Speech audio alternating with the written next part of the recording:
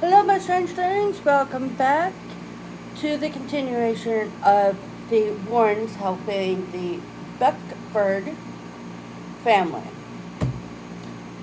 So, let's continue on.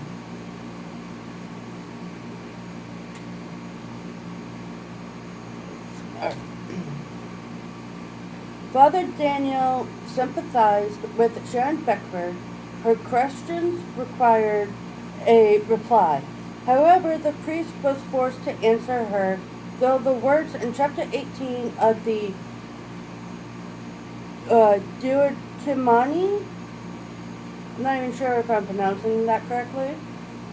But anyways, let there not be found among you anyone who immolates his son or daughter in the fire, nor a fortune teller,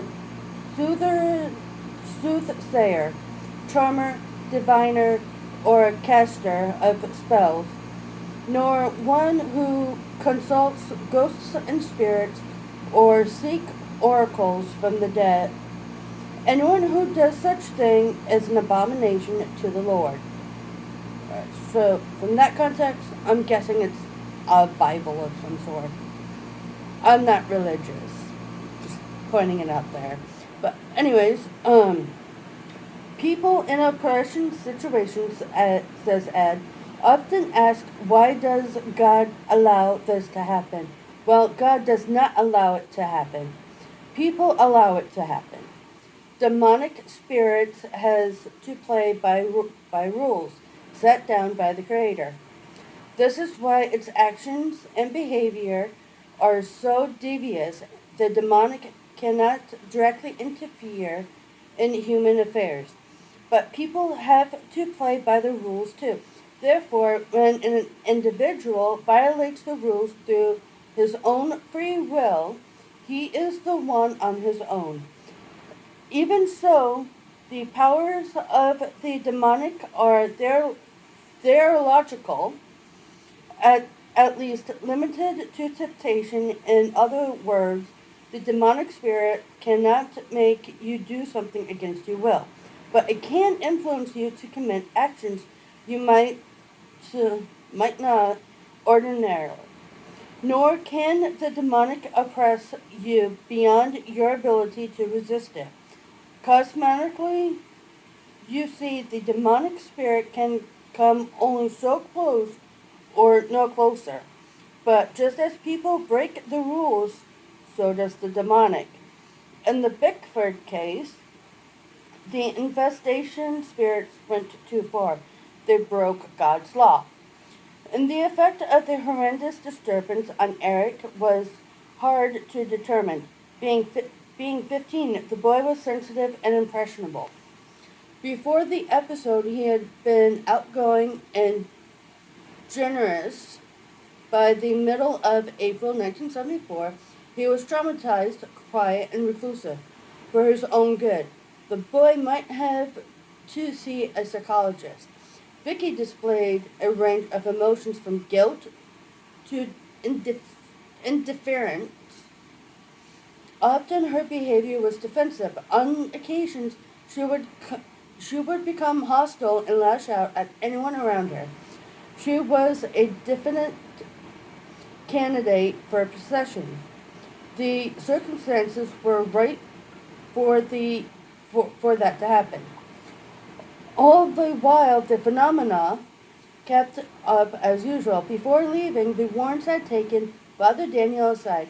There are numbers of entities in the home, Ed told him, but by judging by the intensity and power of the phenomena, we suspect the disturbance is being caused by more than one demonical powers.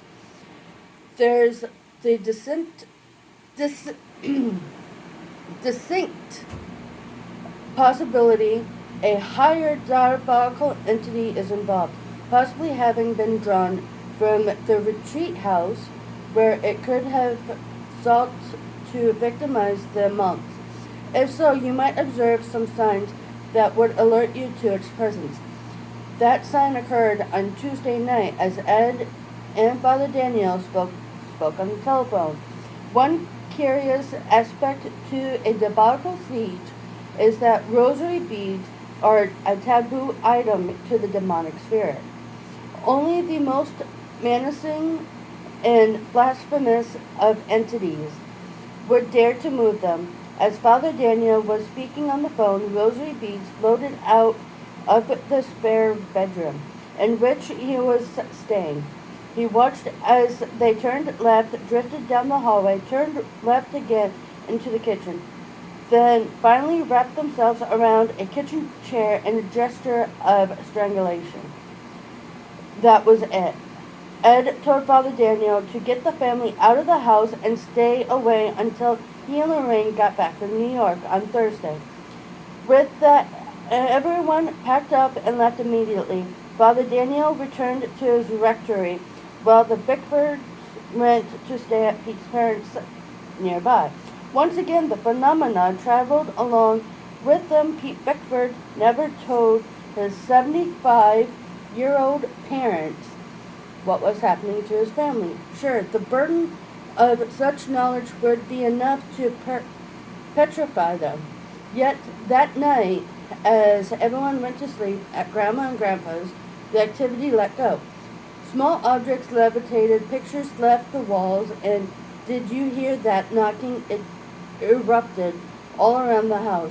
The problem was not enough to be troublesome on Tuesday night, but Wednesday night, when the whole house was resonating with the merciless pounding, the next morning, bathroom faucets and plumbing fixtures were violently wrenched from the walls by some unmanageable strong force. Without trying to explain the situation, Pete called a plumber to repair the damage, packed up his family, and left. Father Daniel was affected in a rather more sinister, anomalous way. For the past 2 weeks, he had witnessed the most incredible phenomenon caused by the demonic. The theatrical devil had taken on real proportions. He truly felt in danger. Indeed, a spirit from the Beckford's house had followed him too. The first time he saw a dark, black, cylindrical form blocking his way in the narrow hall leading to his quarters. On the remaining night, it posted itself in the hallway, keeping him prisoner in his modest cell all night long. At the same time, Pete's parents' house was experiencing damage. Father Daniel was shaving when, before his eyes, the bathroom light fixture went off and then disassembled itself from the ceiling. One by one, parts floating down and landed in the sink. On Thursday, April 25th, the Warrens returned from upstate New York, having canceled other appointments to work their schedule so they could fully concentrate on the Beckford's case. They met Father Daniel at a nearby restaurant to discuss the latest development. The Beckfords were nowhere to be found that morning, but Pete had given the priest a spare key to the house. Ed suggested it might be a good idea to go in the house without the family around to influence the matters one way or another. From the restaurant, Ed, Lorraine, and Father Daniel drove directly to the Beckford's house, since no one knew what had gone on inside. While the family was away, Ed decided it would be best if he first went inside the home alone. Upon unlocking the front door, Ed discovered the whole place had been systematically vandalized. Lamps, tables, chairs, books, pictures, clothes, and furniture strewed around the living room. All the smell too, the utter repulsive. Anything that was fluid had been dumped and left to decompose. Walking through the house, Ed found beds turned over, drawers pulled out, and linen scattered everywhere. Indeed, anything movable seemed to have been ripped, torn, or turned upside down. In the kitchen, the contents of the pantry and refrigerator had been dumped in a pile on the floor, with dinner plates and silverware heaped on top of that. Sheer insanity. Heading back down the hallway, Ed suddenly realized something was worried. At a moment later, the house began to violently rumble and shake as if an earthquake had just struck. Fearing the house might actually collapse on top of him, Ed tried to get to the front door, but he couldn't move. At the same time, outside, Lorraine picked up on the fact that Ed was in jeopardy. When she and Father Daniel reached in front the door, they saw Ed walking dazingly through the living room, his shirt covered with blood. Upon removing him outside, they discovered on his left arm two long, deep slashes forming the sign of the cross. Refusing to see a doctor, Ed had them wash out the wound and then bandage it up tightly with gauze and tape from the first aid kit in the car. Ed explained the psychic slashes started to be thrown around the room, cutting into the walls and drapes. He was cut on the arm because he threw his arm up to cover his face, feeling that the forces in the room intended to mutilate him. Ed believed the attack was directly, specifically at him, for it was he who originally challenged the force in the home with religious perfection and who threatened to end the rampage by alerting the church authorities to the case. However, it was also Ed's retaliation that it was the Beckfords who were ultimately in danger. The spirit took over the Beckford house as a first step in a quest to take over the whole family, says Ed. In case of this short, however, Lorraine and I have found that the most part people possess very strong willpower. Therefore, no alien spirit is just going to arrive and take over the person or family all that easily. That's why possession phenomena tend to vary in intensity from one case to another. The spirit or spirits will methodically work on one emotion or even a dozen until you're vulnerable and irrational from the strain. Everyone has a breaking point, but a weak-willed person, say someone on the verge of suicide, can be taken over pretty easily.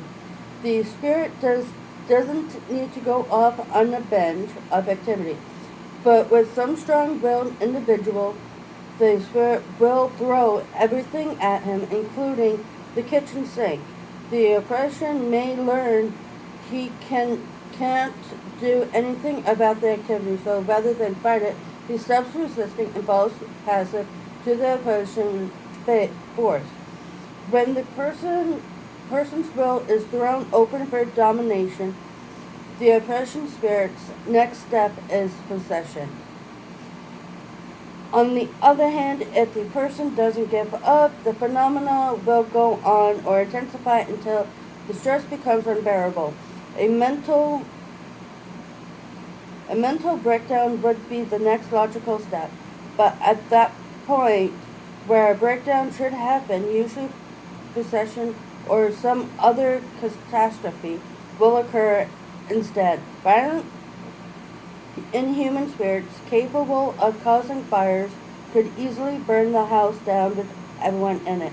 The worse the phenomenon becomes, the closer the Beckfords came to either experiencing oppression or death. Alright, that's where I'm going to stop for right now. And I'll see you guys in the next video. Bye for now.